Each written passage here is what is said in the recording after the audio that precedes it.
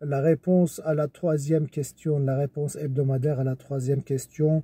Alors, qu'est-ce que c'était? On avait dit quel est le break de chasse le plus rapide au monde des années 90, notamment en 1994. Je ne sais pas si vous avez fait des recherches, apparemment pas. Donc, essayez de suivre un petit peu. Hein. Donc, si vous souhaitez élargir vos connaissances dans l'industrie automobile, sur la culture automobile, ça peut être intéressant de me suivre. Hein, d'accord? Et écoutez, cette fameuse voiture en 1994, rappelez-vous, Audi, avec sa caisse B4, a décliné son Audi 80 qui est modernisé.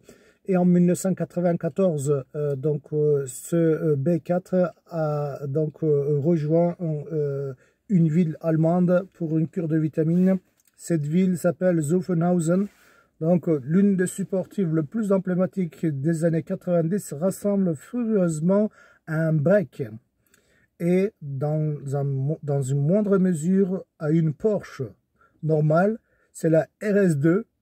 Et a fait un détour par Zuffenhausen pour une petite cure de vitamines. Le 5 cylindres ressort greffé d'un turbo KKK et crash 315 chevaux. Freins et jantes proviennent de la 968 Club Sport, rétroviseur et clignotant avant de la 993 et les baquets de chez Recaro bien évidemment. Et avec le réveil brutal de turbo à 3000 tours minute et 262 km/h en pointe pour sur ce break déménage.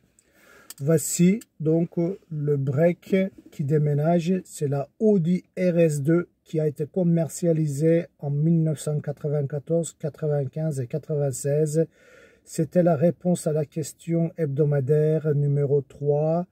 Et donc, c'est vrai que ce break a eu toujours aussi des préparations et court toujours de nos jours dans les pays européens sur des compétitions avec des moteurs bien modifiés, des turbos surcompressés qui peuvent atteindre 500, 600, 700 chevaux, voire même des 1000 chevaux qui sont préparés et qui peuvent donc dépasser très facilement le supercar sur l'exercice de 0 à 400 mètres, voire même plus.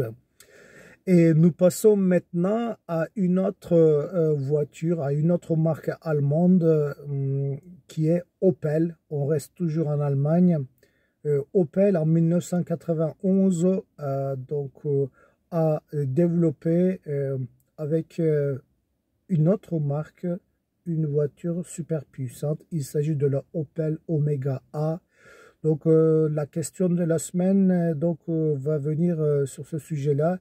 Et quel est l'Opel survitaminé comme sur la Audi RS2 hein, qui est une déclinaison de Audi 80 avant.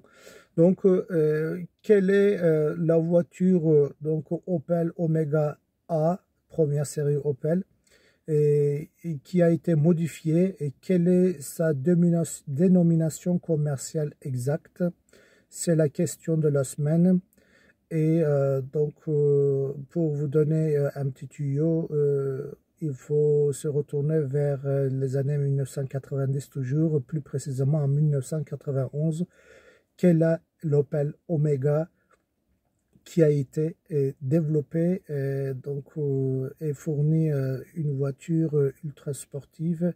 Quelle est sa dénomination commerciale et avec quel atelier, avec quelle autre marque il s'est réuni pour fournir cette sportive familiale. C'était la question numéro 4. Donc, et la réponse la semaine prochaine, bien évidemment. Sur ces belles paroles, je vous quitte.